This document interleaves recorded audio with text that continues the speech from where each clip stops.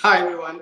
So welcome to the live stream today. Very much excited for having you. It's a new week and we are going to focus today, this week, on some practice questions in financial reporting, management accounting, as well as principles of taxation. So I see some of you guys already coming in with your comments and also giving us a thumbs up on the video. Thank you very much. When you join the stream, do well to give us a thumbs up on the video. That gives us a lot of engagement on the video, and YouTube will be able to push the video so we can reach as many students as possible. We want to build this community so that students across the continent, students across the global come and get access to contents they need in order to assist them to prepare well for the examination, and most importantly, take their life to the next level. I see some of the comments already coming in. Kennedy Onyango said hi. Hello, Kennedy from YouTube. Apieje Kweku said, Kweku Apieje, you are welcome. Adi Noyen Abi Doye. Forgive me if I mention your name wrong, okay? Forgive me about that. Hi, Abi Doye. Abraham O. Colley said hi. Monitoring from Monrovia. Right, Abraham? Hi. And then Fomilaye from Nigeria, okay. Gabriel Kogu said, thank you, sir. Always a pleasure. So these are all coming from YouTube. Facebook, let us know. We are also streaming on Facebook. So if you're watching on Facebook, put in the chat box. Let's know any questions that you have. All right, so some people from Facebook are coming in. Augustine Akweku said, hi. Hey, Augustine, how are you doing? Kennedy Onyango said, I wish you can come and open up an institute here in Uganda. Okay, that is an investment page you are giving us. We'll look into it, Kennedy. Thank you very much for the idea. Amidel Koblavi said, hi, watch from the office. Okay, Abidel, I hope you've closed. Don't use the working hours, so I hope you have closed, right? Nicholas Samuini said, joining from Tumu, Upper West region. Okay, Nicholas, thank you and welcome to the live stream. Comment in the chat box any questions that you have for me. Most importantly, I want you to put in the chat box the areas you want us to solve questions on. This week we are dedicating this week and possibly next week to practice questions and solve a lot of questions in various aspects of the syllabus and the various subjects. So if there are any subjects, any topics you want us to solve questions on, please put them in the chat box and I'm going to prepare some questions on that and assist you to be able to prepare well for the examination. Benjamin Aponsa, I see you from YouTube. Adele Yusuf said hello. Amil Koblami said hi, watching from the office. Okay. Benjamin Aponsa said, I hope you are doing well. Yes, Benjamin, I'm doing well and I hope you are also doing well. So give us a thumbs up on the video when you join the stream. Consider to also share so that we can reach as many students as possible. Today we are looking at the final account or the income statement and statement of financial position. And this is applicable to both of those of you doing financial reporting as well as corporate reporting because of the treatment of the footnotes when it comes to the standards. So we're going to be looking at a couple of IFRSs related to the question that we want to solve today, extract the financial statements, and most importantly, also be able to answer any questions that you have as well. Samuel Godfrey Brown from Facebook said, will you teach standards? Yes, we're going to be solving a question today which is related to some standards that are critical for the exam. So you got to stay tuned on that. You may see Jeff Dankwa is giving us an emoji from Facebook. Franklin Tete said, will you solve questions relating to IAS 1? IAS 1 is the preparation and presentation of financial statement, which is what we are doing today. And we are preparing financial statements so you can stay connected. Cholofelo Magonya, sorry if I don't mention your name right. Hi, so excited to see you on live video. We South African students appreciate you. Wow, much love to South African students. We love you so much from here as well. Daniel Boating said hi. Hello, Daniel. Augustine said, just as you said about someone who is watching from the office, I think at this time most of your viewers are in the office. I know, right? Okay. Harry said, watching from office. Benjamin, You are doing well. Keep on doing the good work, bro. Thank you very much. Kennedy said, I requested for questions on Accra, AMG, and summarized notes. I'll be grateful. Okay. So if you requested for that, it will be sent to you. Okay. Hello, this is Festus Kubo from Uganda. I hope I'm not very late. No. We are about to get into the discussion for the day. Give us a thumbs up on the video. We want to have more engagement on the video. That way, YouTube and Facebook will be able to push it so we can reach as many students as possible. As we are finding value on this channel, so we believe that there are a lot of students out there who will be needing something like this, who will be needing value like this to be able to help them to actually pass the exam. So consider sharing the video and let us reach as many students as possible watching the video and joining the stream. And give us a thumbs up on the video as well. That way we get more engagement on the video to reach a lot of students in relation to that. So let's get into today's discussion. We're looking at the income statement or the statement of profit or loss and other comprehensive income, as well as the statement of financial position or the balance sheet, okay, depending on where you are standing at. But my focus today is not just the preparation of these financial statements, but the treatment of the footnotes, because that is critical when it comes to succeeding in each examination. So there are a number of standards that are contained in the question that we want to look at today. And in case you are wondering, for those of you who follow me already on Instagram, the question has been posted on my Instagram page. So if you don't follow me on Instagram, it is the best place you can follow me so that you get updates on our lectures as well as get access to the questions that we're going to be solving today. So if you're not already following me on Instagram, you can follow me on Instagram, Nhyira Premium. And the question we want to solve today is already available there. We've posted it and you'll be able to get access to that. Kennedy said, surely, I have learned a lot from your lectures. All right, that is great. Augustine said, can you share your timetable on live streamings? Basically, Augustine, we don't specifically have timetable because of the fact that we receive the questions from you guys, areas you want us to cover, then we do a live stream on that. All right, so because if I say we're going to be designing a timetable today, let's do it tomorrow, let's do that, we wouldn't be able to really address your needs and your challenges for you well. That is why we take the questions from you. So if there are any things you want me to cover, just put it in the chat box, and then who knows, maybe tomorrow or Wednesday, something like that, there will be a session covering that on the channel. So that is it about it. And so one thing you need to do is to follow me on Instagram. Once you follow me on Instagram, the day's meeting or what to be discussed will be on my Instagram page, and you'll be able to know whether it applies to you or it doesn't apply to you, so you know how to schedule your time in relation to that. So that is it, Augustine Kweku Akweku. Augustine Kweku Akweku. Right. So let's get into the discussion real quick today. Like I said, the question has been posted already on my Instagram page. You can get a question from there, but I'm going to also share my screen here with you as we go through the discussions together today in relation to that. Daniel Boatin is saying, we need more illustrations from IAS. IAS 1 course, we are about to write our end of SEMS exams, UCC. Okay, that's great to hear. We will try as much as possible and cover as many as we can on the channel so that you will be able to prepare well for the exams. But wishing you all the best ahead of your upcoming end of semester exams as you prepare for that. Right, so before I get into the discussion, also note that if you are writing the ICA November 2020 examination, you still have an opportunity to study directly under my mentorship, get access to our full lecture videos, our ebooks, our question kits, and join our weekly Zoom sessions as well at just 325 Ghana cedis per paper.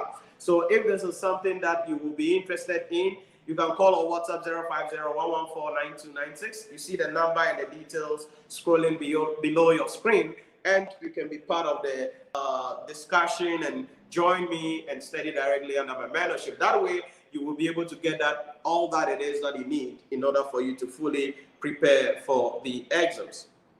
Right, so let's go straight up. Let me share my screen with you guys. Let's get into it.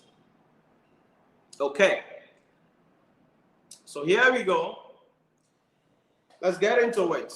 So the question already posted on my Instagram page, so you take note of that. But I'm going to share my screen as we walk through the requirements of the question. So the first thing we want to do is to go to the requirements. Now, just a tip for you guys.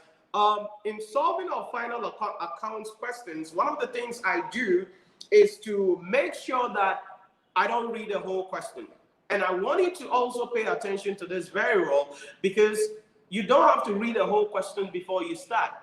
The reason why I go with that approach is that if you read the whole question before starting, you are likely to be overwhelmed and not know where exactly you're going to start. So the trick is that we're going to take the footnotes one after the other and work at them one after the other. When we do that, at the end of the day, we'll be able to build our understanding well and accurately answer the question. So that is a pro tip for you guys. Final accounts questions, you don't have to read the whole question. All you have to do is just read the footnotes one after the other and take it a step at a time. So this applies when you are preparing the single entity financial statement, the statement of profit or loss and other comprehensive income, or the income statement, the statement of changes in equity, the statement of financial position, all the balance sheets, as well as when you are dealing with the consolidated financial statement, dealing with the footnotes one after the other. And I'm going to be going through some questions with you in this series that you'll be able to know exactly how these actually adds together. So let's go straight up to the requirements of the question and let's see what we are into here. So for 20 marks, as always, let's see what we are into. Prepare a schedule showing any corrections required to the profit and other comprehensive income for the year.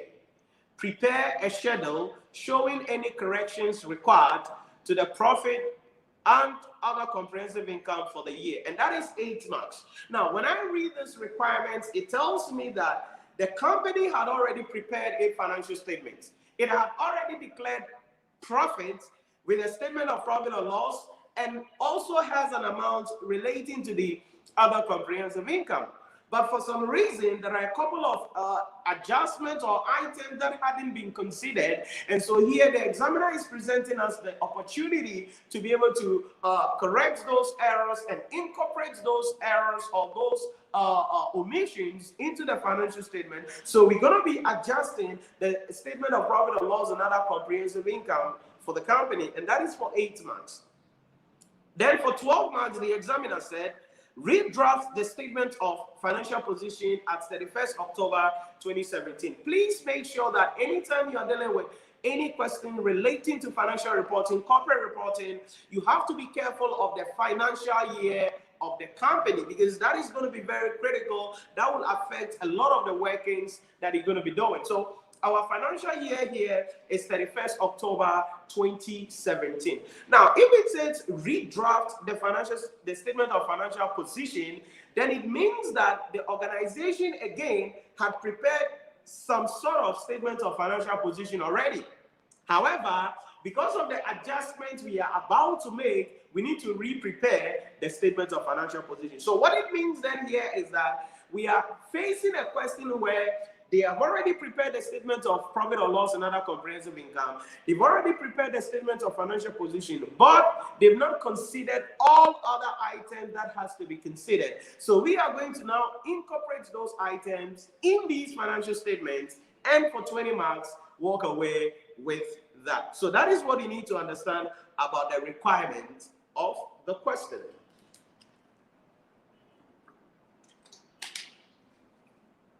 So let's go into it. Now that we know our requirements, let's read a preamble and let's find out what is going on there. Okushi Limited, a listed textile manufacturing company, prepared this draft statement of profit or loss as of 31st October 2017. Okay, so we've been told of that they have prepared a draft, okay, statement of profit or loss for the year ended 31st October 2017. Now, from the requirements, we also realize that this is for the year ended 31st October 2017. But look at where the nugget is. It says that on subsequent examination of the books and records, the finance director prepared a list of issues which she believes may require amendments to the draft statement presented. All right, so they've already presented a financial statement, but something is going on here.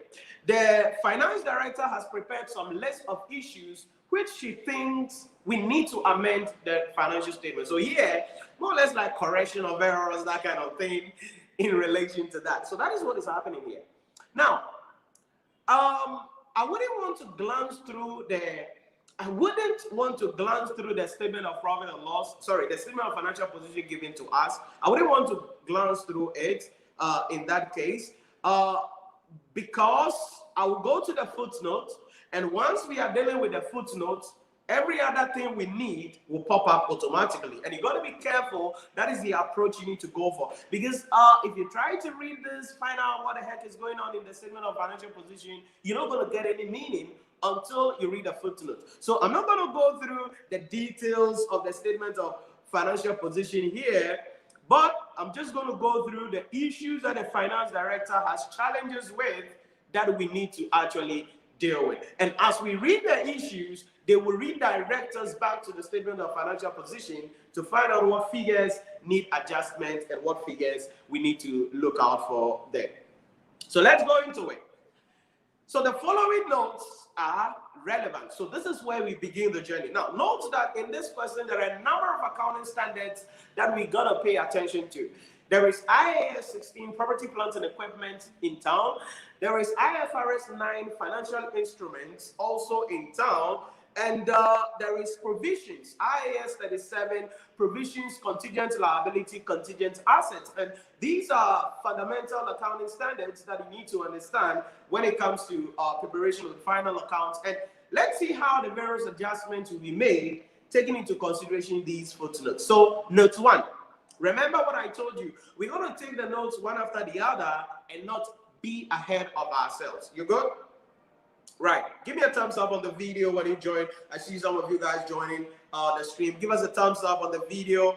That way we get more engagement, and YouTube and Facebook will be able to push the video so we can reach as many students as possible. Thank you very much. Let's go. Note 1.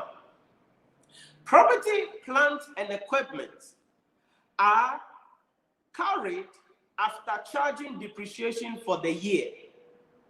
Now, when you are reading the question, you don't have to get ahead of yourself. This is English. And I tell my management accounting students a lot of the time that if your English is not good, now when we say your English is not good here, we're not talking about your grammar necessarily. We're talking about your ability to have a cognitive understanding of the notes that is presented to you. So let's see how the pieces actually add together here. Property, plant, and equipment are carried after charging depreciation for the year. Stay with me. On 31st October 2017, a piece of property carried at 130 million Ghana cedis was revalued to 110 million Ghana cedis. This revaluation has not been accounted for. So before I even get excited into the other details of this question, let's find out what the heck is going on here. Now, according to IAS 16, entities must revalue the asset at least once a year, and the revaluation can be done either at the beginning of the year, within the year, or at the end of the year. In this question, the examiner is telling us that the company revalued a property that is on 31st October 2017, meaning at the end of the year, the final day of the year, they revalued the financial statement. Remember, the carrying amount of the financial statement is $130 million. Okay. Remember, before that, the examiner told us that plants and equipment are carried after charging depreciation, which simply means that when we go back to the statement of financial position, the property, plant, and equipment you see here, this 1,020,000 that we see here includes that 130 million. Does it make sense? It includes that 130 million. But the good news here is that that 130 million, which is the carrying amount, has been revalued to $110 million. Okay. So that is a revaluation loss, isn't it? Because when you're carrying amount, okay, when you're carrying amount or your carrying value, okay, is greater than the revalued amount, okay, it means that it leads us to what? A loss. So there's a revaluation loss here. Now, before you jump and say, Nhyira, since it's a revaluation loss, it has to be debited to the P&L account, you are wrong. Because the examiner gave a further information. Yes, we see there's a revaluation loss of 20,000. Sorry, we're dealing with Ghana cedis. I don't know. I got to stay with Ghana cedis. So,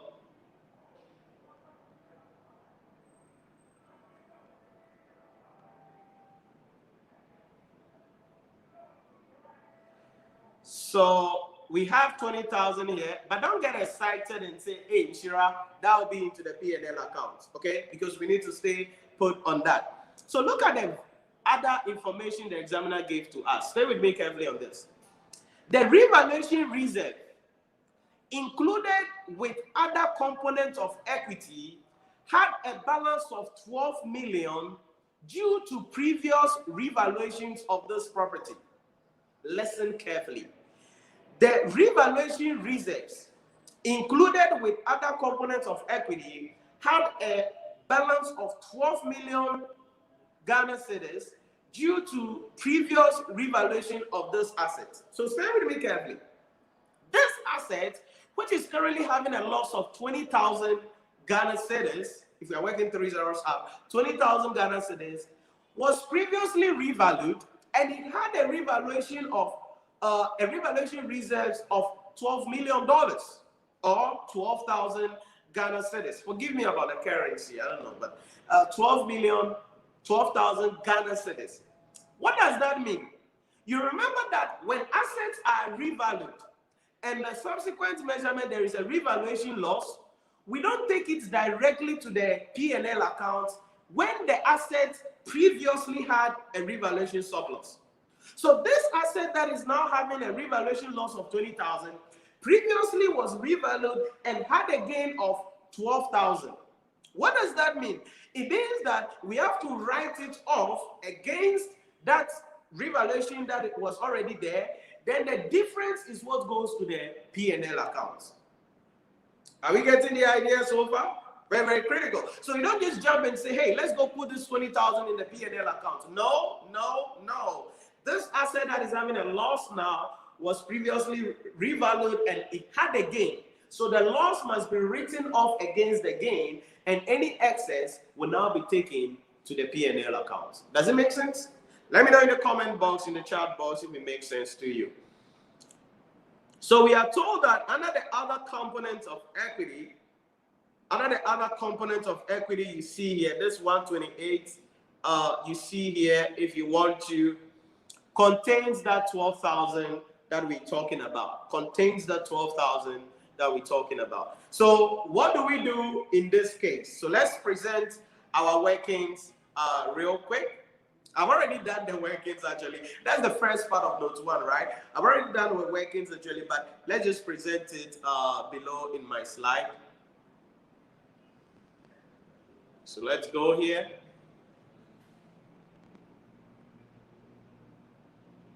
So solution. So workings 1, and that's about property, plant, and equipment. Remember to write these in full, okay? I'm going to be writing them in short, but remember to put them in full. We're going to tell the examiner that we like to work in thousands. Sorry, we're dealing with Ghana cedis. So let me try to put the Ghana cedi up. So we work in thousands, okay? We work in thousands.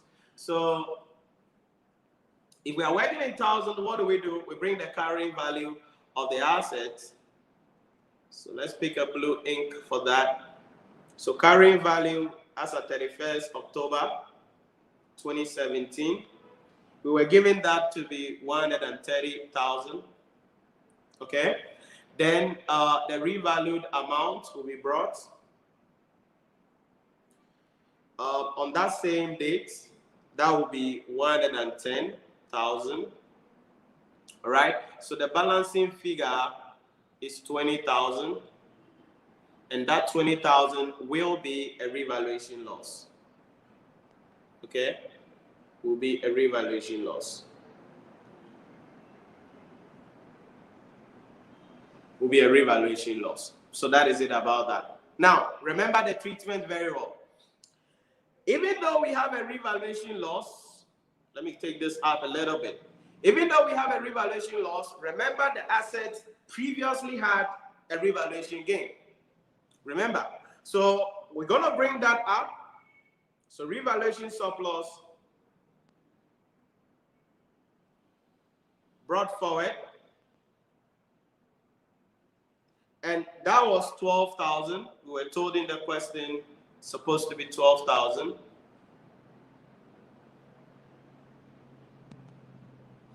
Then now we are having a revaluation loss. So we're going to write it off against that. So revaluation loss of 20,000. Okay. So that the balancing figure is going to go to the P&L account. And that is $8,000. That's $8,000. Now stay with me with the input treatment. So this 12,000 will go to the OCI. This will go to other comprehensive income in the OCI, whilst this one goes to the income statement. Does it make sense?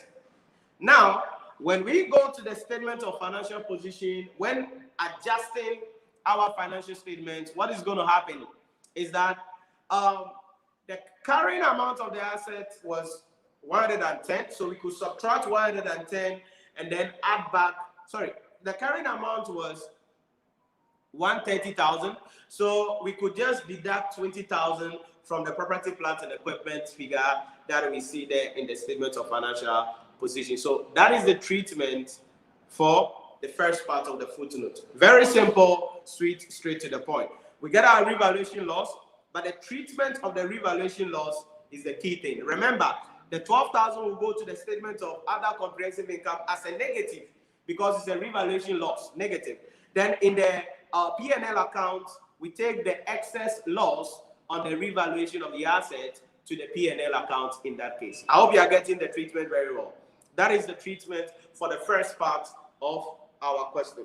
Please let me know in the chat box if you have any questions for me. Ahmed Isa said, hi, sir. Came across your videos recently. Have been following since then. Very helpful. Thank you. This is my first time on your live stream from Kaduna, Nigeria. All right, Ahmed. That's good to hear. Nicholas Salmini said, very clear. Okay. Samuel Godfrey Brown said, yep, well explained about the revaluation. Okay, that is great. That is great. Okay. So that is the first part of that footnote. Like I said, don't read the whole question. Just take it a step at a time. If you read the whole question, you'll be overwhelmed. So just take it a step at a time and you'll be good. You will be really, really, really good. Really, really good. So let's go to the second part of the footnote 1 that we're dealing with, because there's another information out there on that.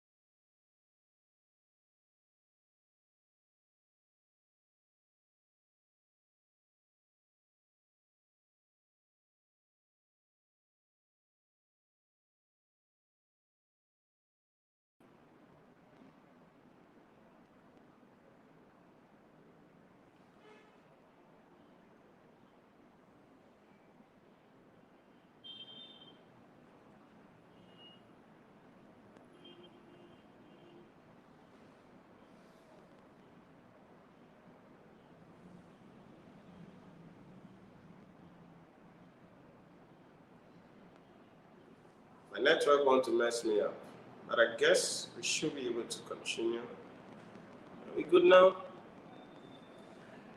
Yep. So we back. Sorry about the break. Just my network wanted to mess me up a little bit.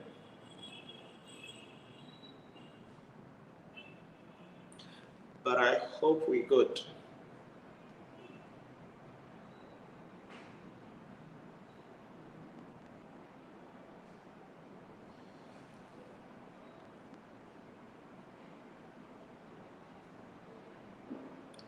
Yeah, so we're good. Let's go. So for second continuation from that note, a sale agreement was entered into during October to sell some of the plants. The plant sold had a carrying value of 45 million at that date. It was sold for an agreed price of 39 million. No cash has yet been received in respect of this sale. No cash has yet been received in respect of this sale, as a 30-day credit period was agreed with the purchaser. No entry has been made to record this transaction. No entry has been made to record this transaction. No entry has been made to record this transaction. So, okay, I see a question coming in. Nicholas said, please come again on the treatment of the 12,000 in the OCI. Yeah, the 12,000 is a revaluation loss, okay? So we're going to be deducting it in the OCI, and we will deduct the same amount of 12,000 from this 128 million we have here, or the 35,000 for the year under consideration we have here, because it's already included in there. So we're going to write it off against that. Does it make sense? The 12,000 is a revaluation. The whole revaluation thing is loss is 20,000. Okay, but then previously the asset had a gain of 12,000. So if you are writing it off, the double entry here is that you're going to debit OCI and then credit the other account in relation to that, or you just take the amount from our OCI to move it there in relation to that. So we just deduct the 12,000 from the OCI and deduct it as well from the other component of equity in the statement of financial position, so that we can move that revaluation gain from the accounts of the company relating to this particular asset.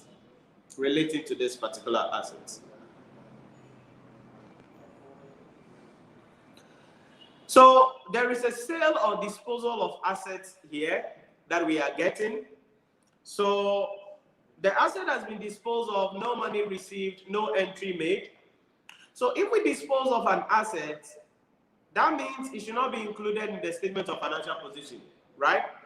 And the asset had a carrying value of 45 million Ghana cedis, but was sold for 39 million. It tells you there that there is some element of loss on disposal here. Okay? And the loss on disposal here, 45 minus 39, that will be 6,000. So there's a loss on disposal of 6,000 here. And this 6,000 has to be deducted from the P&L account. So we will take this 6,000 straight up to the P&L account as a loss on disposal. Then, because the money hasn't been paid yet, what is going to happen here is that the 39,000 will be included in our what? Receivables.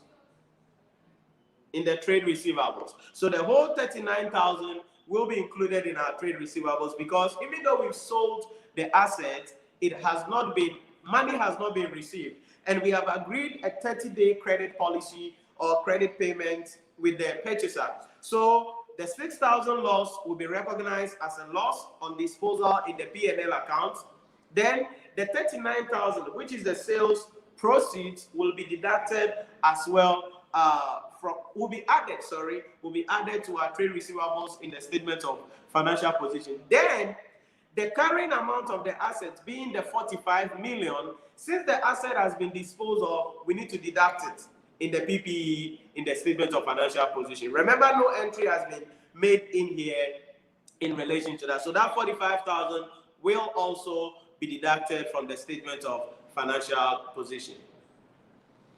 Okay, show Michael said, well done, said, please, what is the difference between revaluation loss and impairment loss?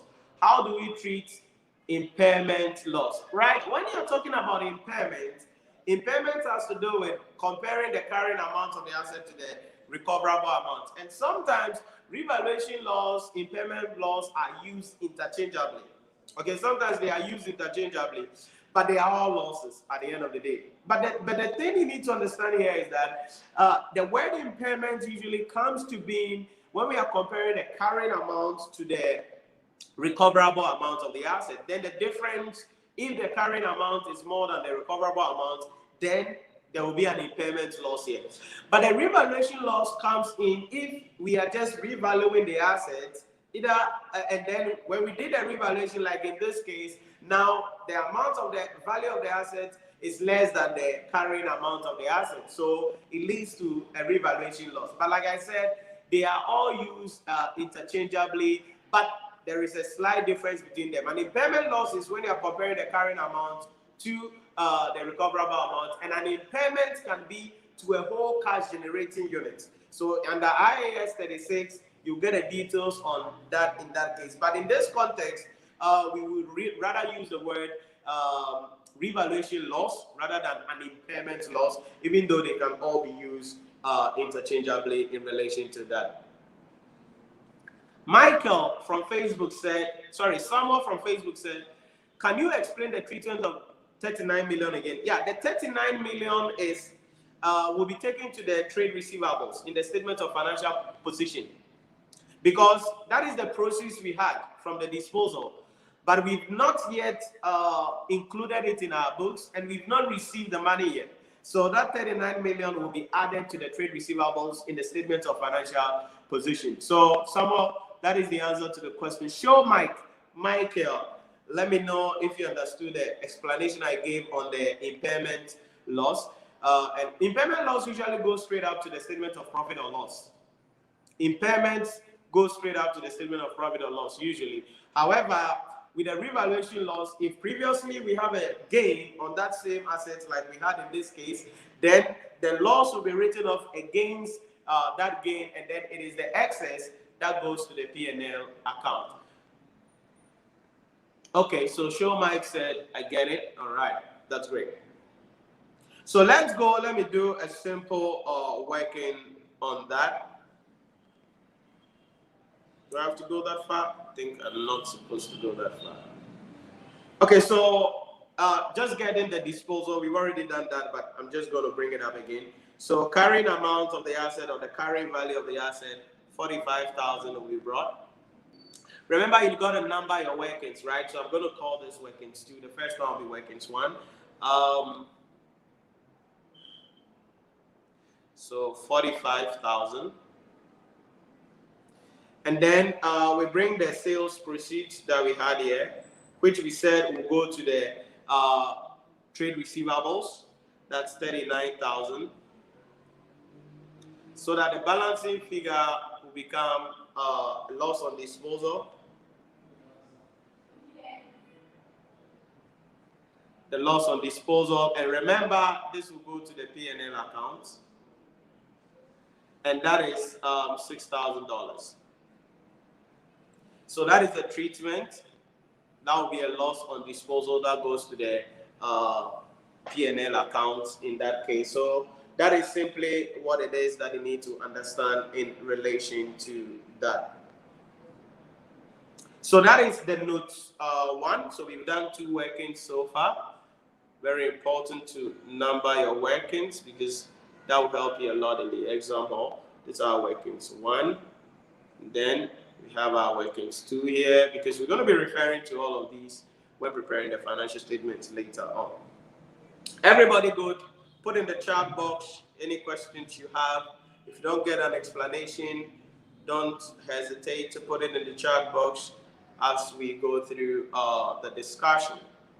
So we are done with the note 1, and you realize that note 1 is predominantly on IAS 16, property, plants, and equipment. We've looked at the first aspect, which is about revaluation of the assets, and then the second aspect of that was about disposal of assets. Okay, Christiana Siedu from YouTube said, "Sir, please, how will the sale of asset treatment be if cash was received?" Okay, if cash was received, then this 39,000 here would be added to our cash. Okay, so assuming they said the cash was received but it hadn't been recorded, then instead of adding the 39,000 in this case to trade receivables, we would have just added it to cash. I getting it? We just added it to cash. Because cash receipt on disposal, the double entry is we will debit our cash book and then we credit the asset disposal account. So if the 39 million or the 39,000 was in cash, we will just debit our cash or add it to the cash in the statement of financial position. You get it? Let me know if the explanation is okay for you. So let's look at the note 2. Note 2.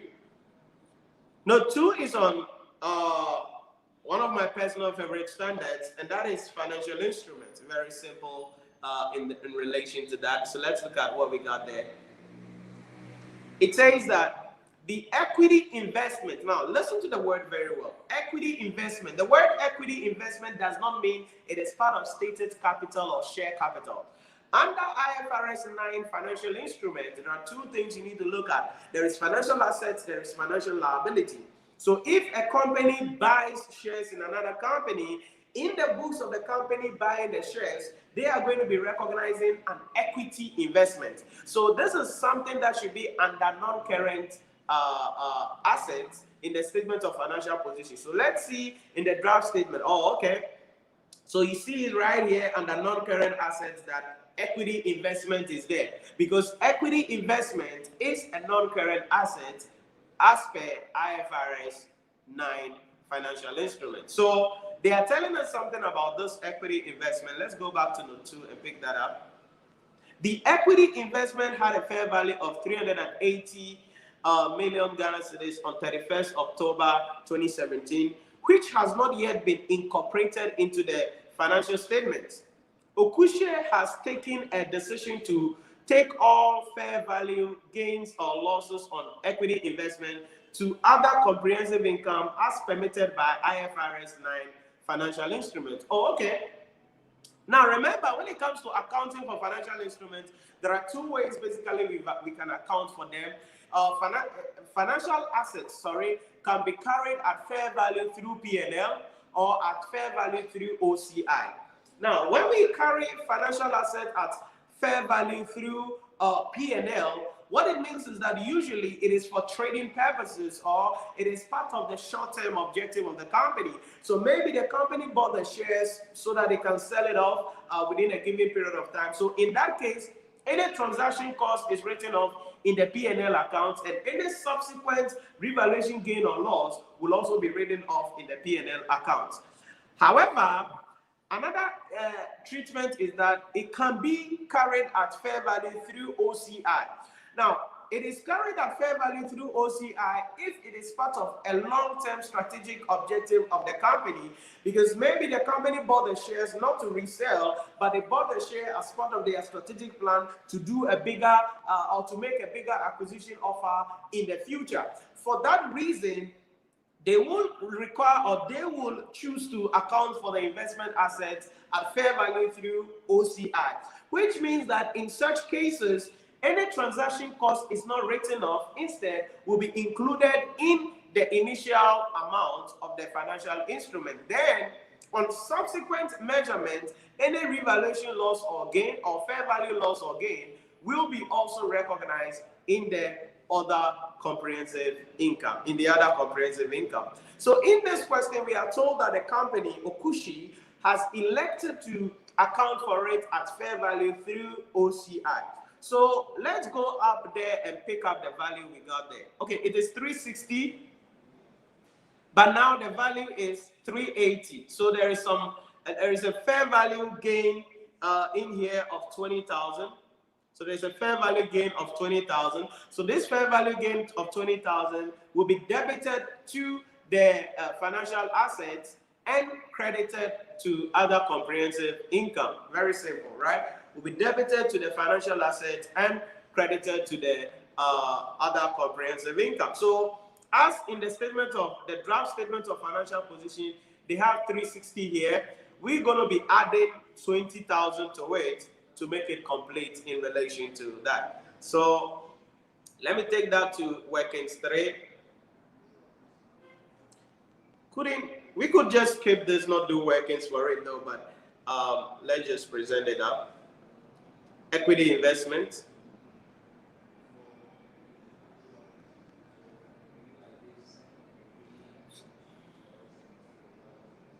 So if we have this up like this, we will bring the balance brought forward.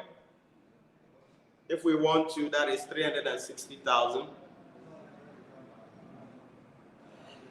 We pretend to close the account up, then the balance brought down, or the closing balance, if you want to, that's 380,000. Then now the balancing figure, okay, it's going to be 20,000. And that is going to the other comprehensive income, that is fair value gain. And we are taking that to OCI. Remember that? We're taking that to OCI, other comprehensive income. Now, note that everything that goes into the OCI has to also go to the statement of financial position, right?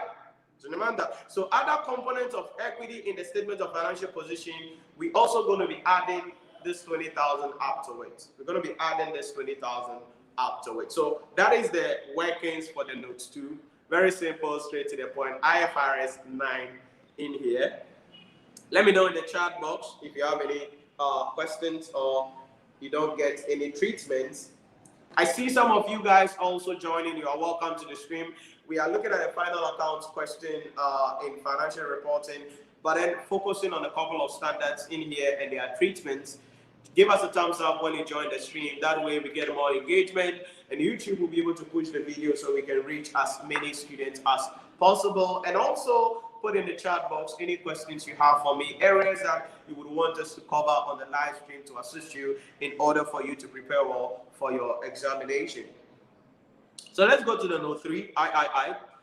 And that is on that still, I think, financial instruments, I guess. So let's look at it. In this one, we are told something. It says the 5% debenture was issued on 1st November 2016 for cash proceeds of 150 million. Okay. So that means there is a debenture loan note of 150. That's a financial liability as per IFRS 9. So let's go to the draft account and see what's going on there. Okay. So in the draft account, we're seeing it here. Let's pick a red ink. So we're seeing it here at 150,000. So in the draft account, the amount is still being carried at the proceeds. But there is a bomb we're going to be dropping in a moment. Stay with me as we drop the bomb. We are told that, and was correctly recorded. Yes, they have already recorded that correctly. But look at what is happening.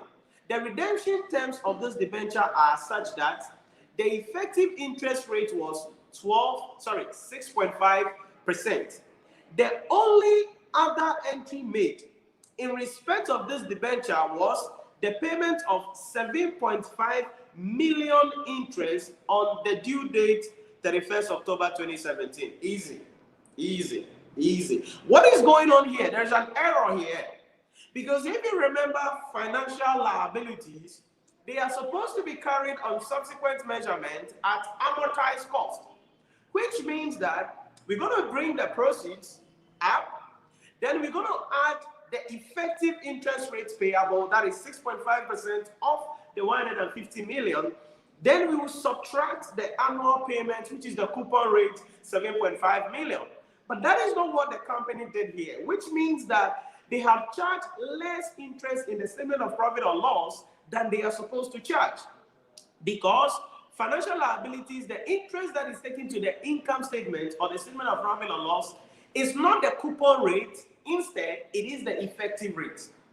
And then that will also be added back to the statement, to the loan amount in the statement of financial position. So there is an error coming down here. They have undercast the finance cost they are supposed to charge in respect of this financial liabilities, and they have also understated the amount of the debenture to be carried in the statement of financial position. I hope you are getting the treatment.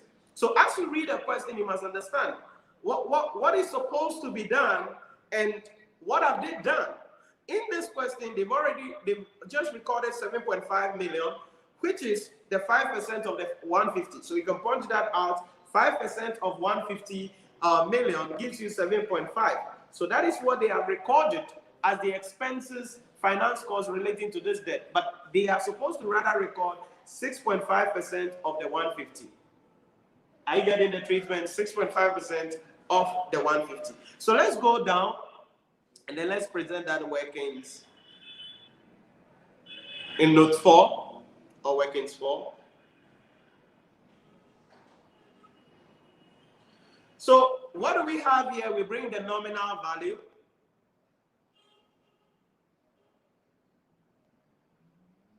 of the loan note, and that's 150 million. We work in 3 zeros up, so we're going to put 150,000 up. Then we bring in the interest. Remember, the interest is going to be the effective rate, which is 6.5%. So 6.5% of the 150 million.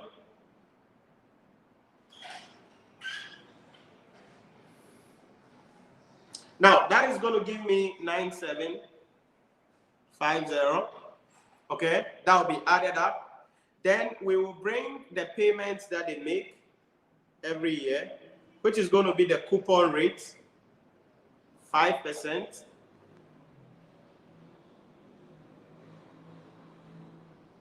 Of the 150 million. And that is 7,500. That will be deducted. That's the payment they made. So we underline that, and that gives us the carrying amount of the loan notes. So balance carry forward.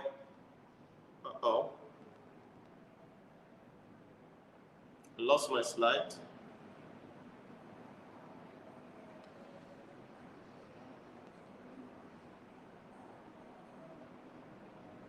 Okay.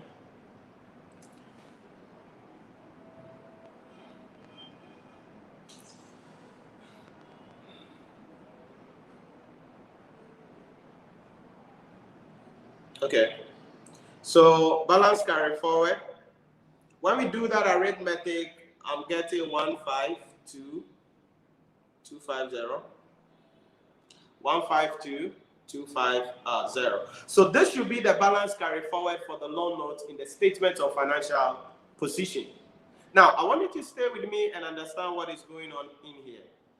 The company has charged this 7,500 in the statement of profit or loss because we've been told that they've made an entry for that. But that is not what they are supposed to make. They are supposed to rather bring in the 9750. So if you look at it, there is an additional finance cost that we need to charge here.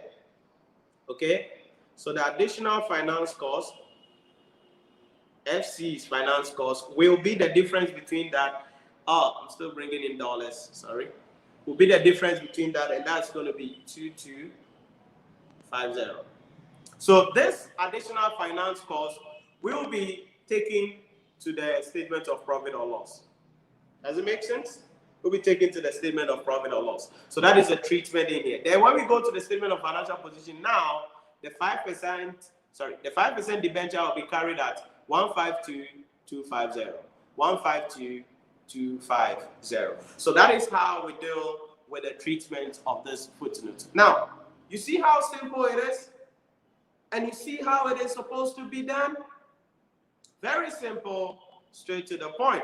But if you don't understand the standards well, you're going to screw up. That's why I keep on telling you guys that before you come to final accounts, make sure you understand the standards.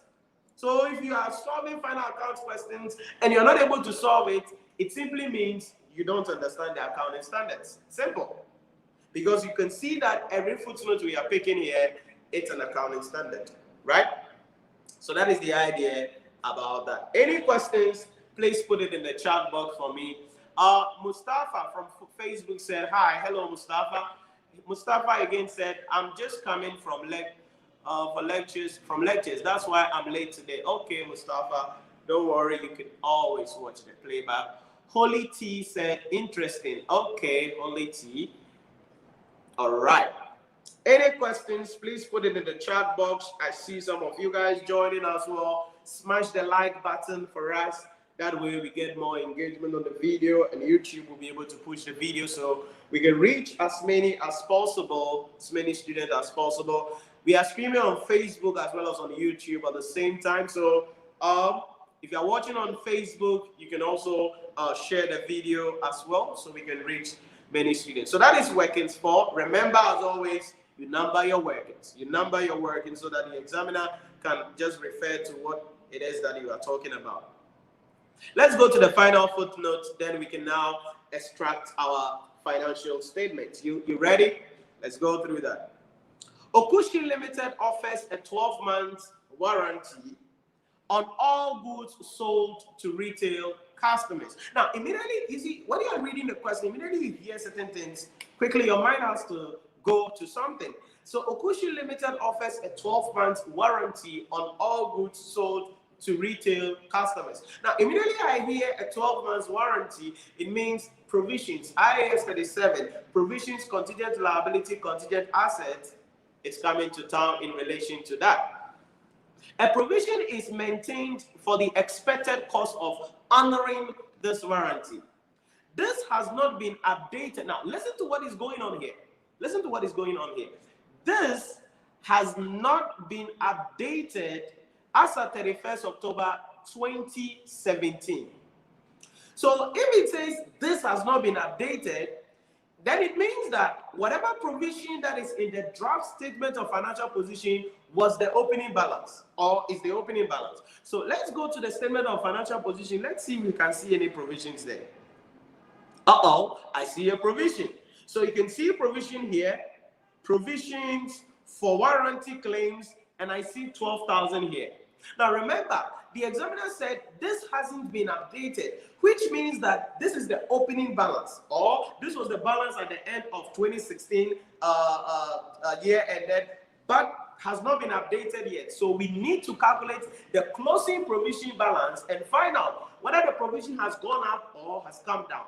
If the provision has gone up, it is an expenses in the P&L account, and if the provision has come down, it is a gain also in the P&L account. Then the newly calculated provisions will be what must be stated in the statement of financial position for the year ended 31st October 2017. I hope you are getting the treatment. So once you read a question, you should be able to understand what the heck is going on in the question. So let's go back to the footnote and let's listen to the story of the examiner, because the examiner likes to tell a lot of stories. Let's see. We told that Okushi sold 40,000 units of its relevant products during the year, all of which qualify for warranty. Okay, so 40,000 units of the products all qualify for the warranty. It expects that 10% of these will need minor repairs at an average cost of 500 Ghana cedis each, and 3% will need major repairs at 10,000 Ghana cedis each. All costs are expected to be incurred within 12 months. All costs are expected to be incurred within 12 months. Ignore the taxation effect of any adjustments you make. Okay, so we need to calculate the provisions and find out. Now here you can see that the examiner gives you 10%, 3%. That means we're going to be estimating the provisions using the best estimate approach. Remember, when it comes to estimation of provisions, we can use the best estimate approach. We can use the expected value approach. We can also use the present value approach. All these are ways that we can estimate the amount of the provision. But in this context, because we have the percentage of the major, percentage of the minor, and the amount respectively, it means we're going to be using the best estimate approach. Now, you don't need to know best estimate. All you know is you need to multiply something up in relation to that, all right? So 40,000 units are sold, 10% of them will require a minor repair at 500 Ghana cedis. 40,000 units are sold, 3% of that will require a major repair at 10,000 Ghana cedis each. So let's scroll down. That will be notes workings 5. Let's scroll down and let's put that down. So workings 5, provisions. So we bring in the provisions for warranty.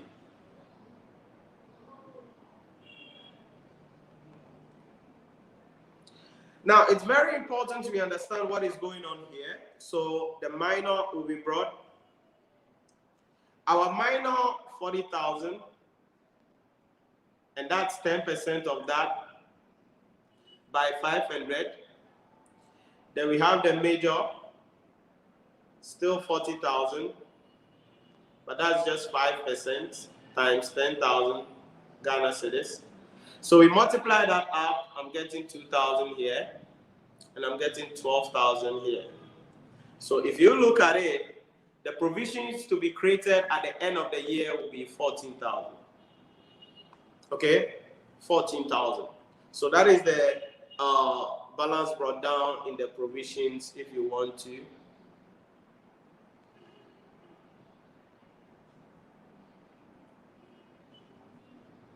So that's the balance brought down. But remember, there was an opening balance. So we bring that up. The opening balance of 12,000. So we close this account up, and the balancing figure will go to the P&L account, 2,000.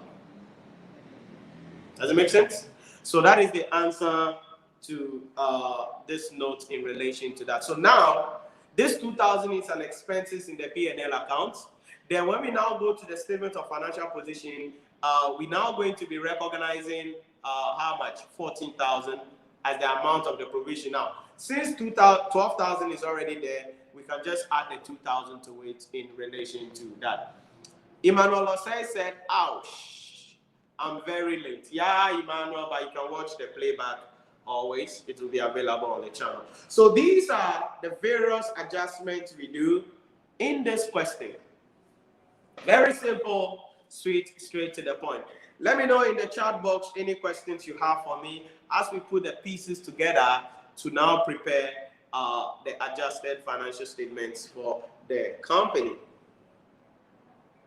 Let me know in the chat box any questions you have for me.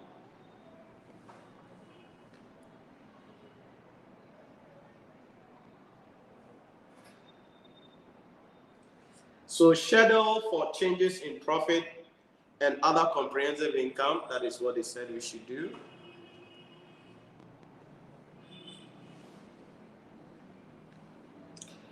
So we're going to have schedule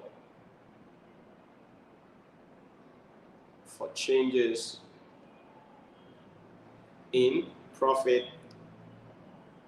and OCI. Make sure you write that in full always. And we're going to try to present that in a columnar form, bringing the profit on one side and bringing our OCI on the other side. Remember, we're working in Ghana cedis, 3 zeros up. Then let's go and take the figures for the year in the draft statement of financial position. You can see with relation to the profit, you see the profit for the year is here, 95,000. So we're going to pick that guy up. And then the OCI for the year, 35,000. We're going to pick that one also up. So those will be as per the draft financial statement.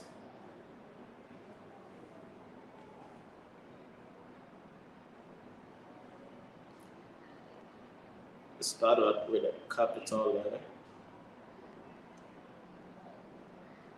So as per draft statement,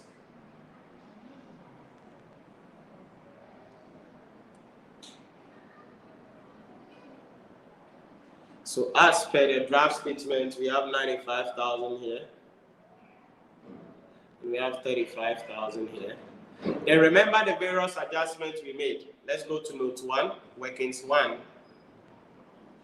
In workings 1, we said revaluation is going to come there. We mentioned that the 8,000 here will go to the P&L. Remember that? So that 8,000 is going to go to the P&L. Then we mentioned that the 12,000 will go to the OCI. Okay? Let me try to circle that out. We mentioned that this 12,000 will go to OCI. This 8,000 will go to the P&L account. Remember that, right? We've already written that up. So we just call that revaluation workings 1.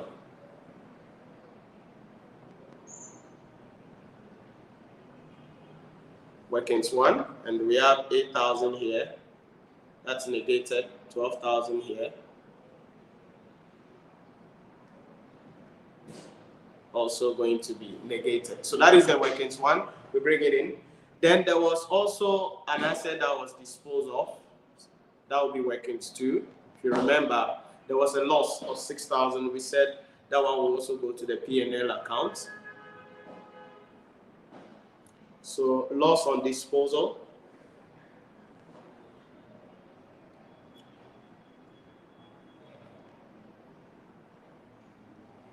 So loss on disposal. Workings 2. That's 6,000. There'll be nothing under the OCI. Then there was a fair value gain, if you remember that. In workings 3, there was an equity investment, and we said there's a fair value gain of 20,000, and that should go to OCI, if you remember that very well. So we bring that up. So gain on equity investment.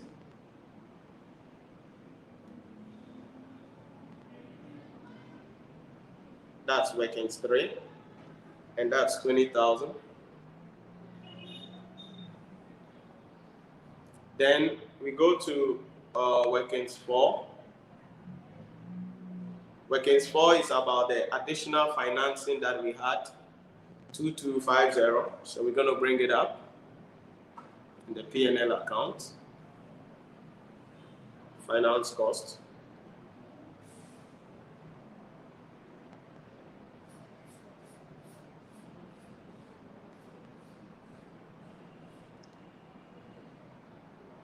$2250. Now that is negated because it's an expenses. Then the workings, let me put that workings 4, very important. Then workings 5, the last one, was about the provisions, and we are bringing in 2,000 in the P&L accounts.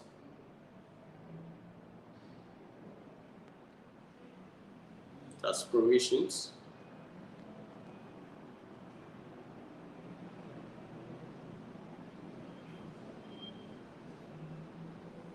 So there you go, with all the adjustments that we made. So now we can get adjusted figures.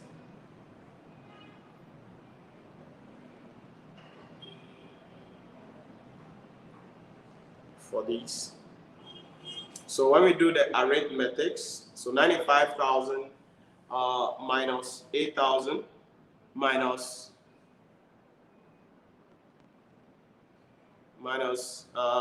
6,000 minus 22 minus this.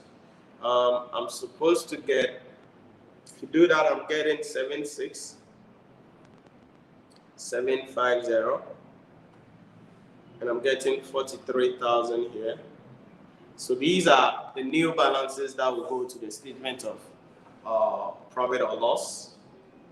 That will go to the statement of financial position in respect of this particular answer or this particular question.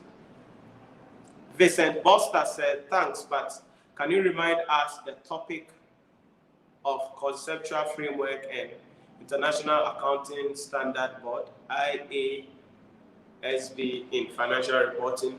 Okay. That is okay. I think we have that already in my topic slide, so I'm going to talk about that as well in that case. So that is it about our P&L accounts. Very simple, sweet, straight to the point. Then we go to the statement of financial position. Let's put that up quickly. Remember the draft that they gave us. We're going to be trying to look at that draft as well. So B, statement of financial position. You're going to write this in full as you're writing up. Then we bring our non-current assets. Under the non-current assets, you know what we are bringing, the property, plant, and equipment. Now, the figure we had there is 1,020,000. But there are a couple of adjustments we will make. There was a disposal of assets of 45,000. Let me take you there for you to know what we're doing here. That's workings 2. This asset that was disposed of here, 45,000 must be deducted. That's why we are deducting it.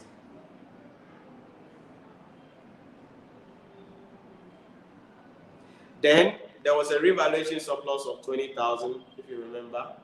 Revaluation loss of 20,000. So we're going to bring that up. So we take that out, and I'm getting 955,123 in that case. Then intangible assets. So now we will go there and then pick the things in the statement of financial position.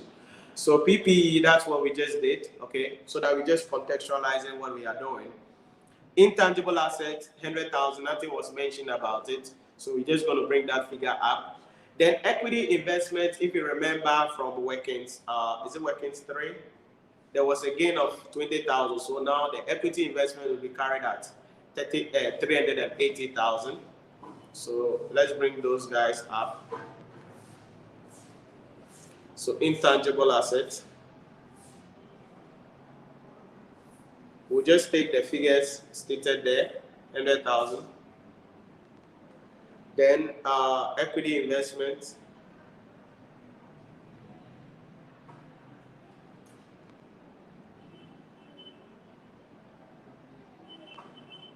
We could pick the new figure from workings 3, which is 380,000, not 360, 380.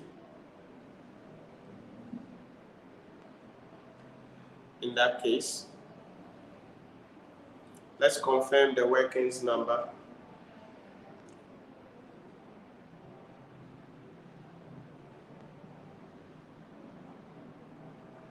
It's workings 3, yeah. So that is all about the non-current assets.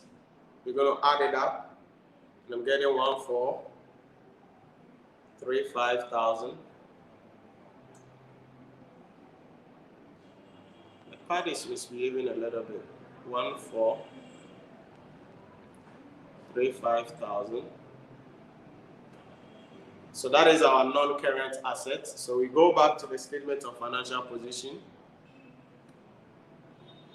And we see current assets. Now, there was nothing mentioned about current assets, so this whole thing will be brought directly the way they are. So the inventory will be brought, trade receivables. Remember, trade receivables, there was a disposal, which we've not received the money yet. So the 39 million disposal of assets that we had, if you remember what we mentioned here, this is it, the 39 million. We're going to take that to the receivables. Then, so inventory is 65,000, receivables is 130. We will add the 39,000 to it. Then the cash and bank, nothing was affected by that, so we're just going to bring that up. So current assets.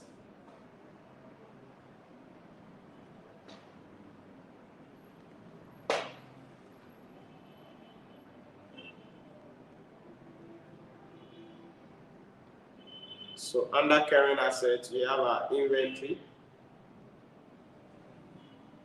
65,000. We have our trade receivables, 130,000,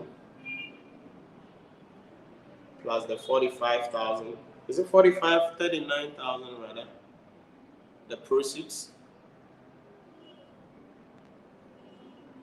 And that's giving us 169. Then cash and bank. That's 30,000. So we get our total assets.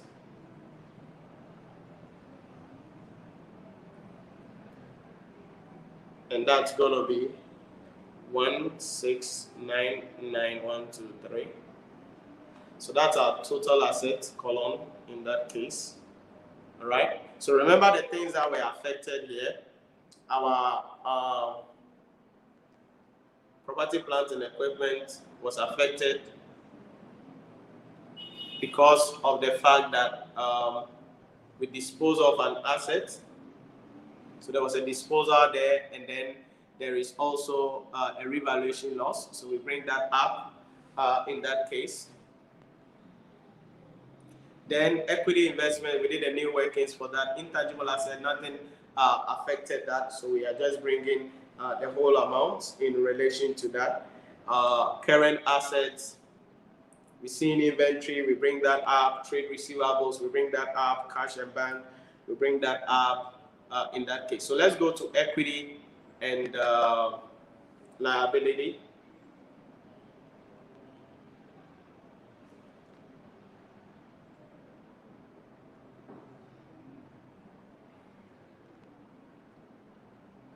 Let's bring equity first. So under equity, we're going to have a number of items flowing in. Let's go back to our question. So under equity, we have share capital. Nothing affected it. So we're going to bring the 580,000 that we have there. So we're going to bring it up. Now, the opening balance, nothing affected it. So there was no prior period adjustment. So we're going to still bring that 395,000 up. But the profit for the year, that is what we will bring our newly calculated amount. Dividend declared will be brought. Other components of equity, the opening balance, 128. Remember that we're going to bring that, and then other comprehensive income. For the year, we were going to take what we calculated from the A aspect of the question. So these are also the items under equity. The 375 will be brought. This will be replaced. Dividend will be brought. This will be brought, and then this will be replaced in relation to that. So let's pick them up and then go and slash them down in that case.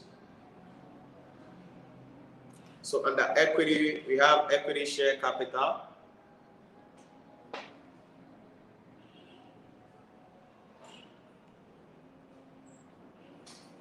So share capital, 580,000. We bring that up. Then we have the retained earnings. We have the retained earnings. Now the retained earnings has a number of items there. So we bring the balance as at 1st November.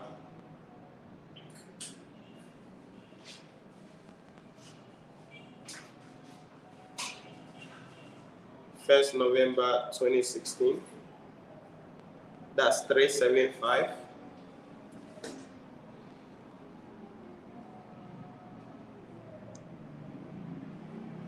We bring the profit for the year.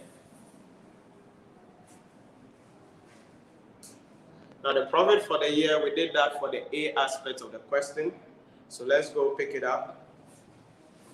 The A aspect of the question, the profit for the year now is 76,756. This particular figure here, 76,756. This one, that's what we're going to pick up.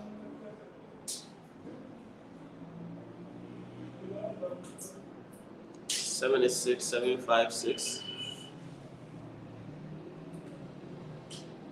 76,750 rather, 750, sorry. Then dividends, we bring it up. That's 30,000. Gonna take it out. So that is it about that. Then we bring the other components of equity as well.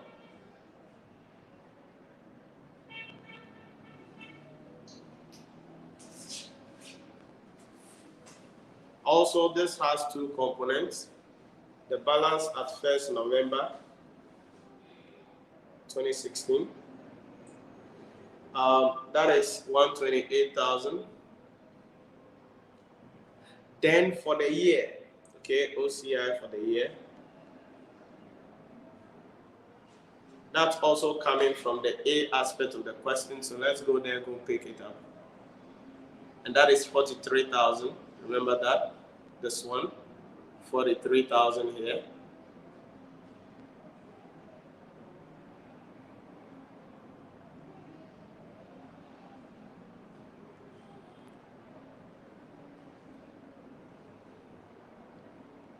So 43,000. So that is all about the equity. We add all up, that will be 11,72760. 11,72760. So that is our equity in relation to that. That's our equity in relation to that. Then we come to the liability aspect of the question, and boy. So under the liabilities, we have a non-current liability. Under non-current liability, if we go up, we see a number of things there. We see the finance lease obligation, nothing was mentioned about it. So we're going to just bring that figure up, 175,000.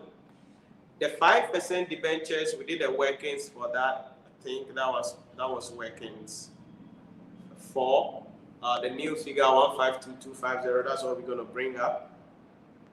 Okay, so let's put those down.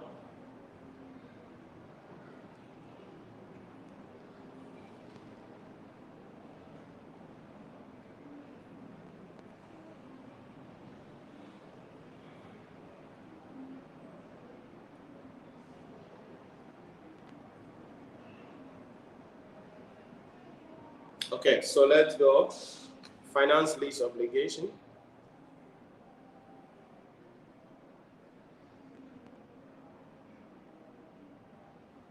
So finance lease obligation 175,000. We have the 5% debentures. That's workings for 152,250. We add that up, that is 327,250 in there. Then we bring the current liabilities as well.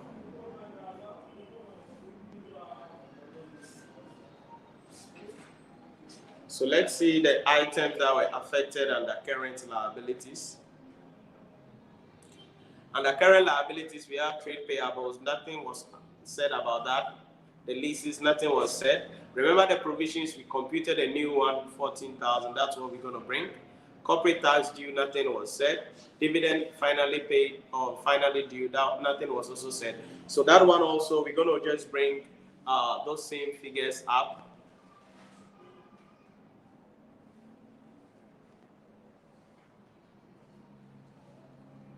So trade payables.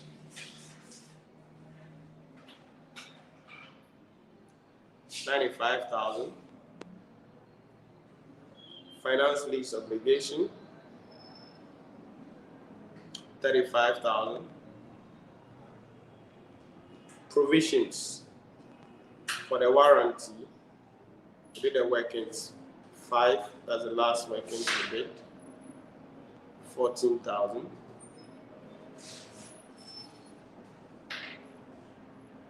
Corporate tax due, 25,000. Dividend,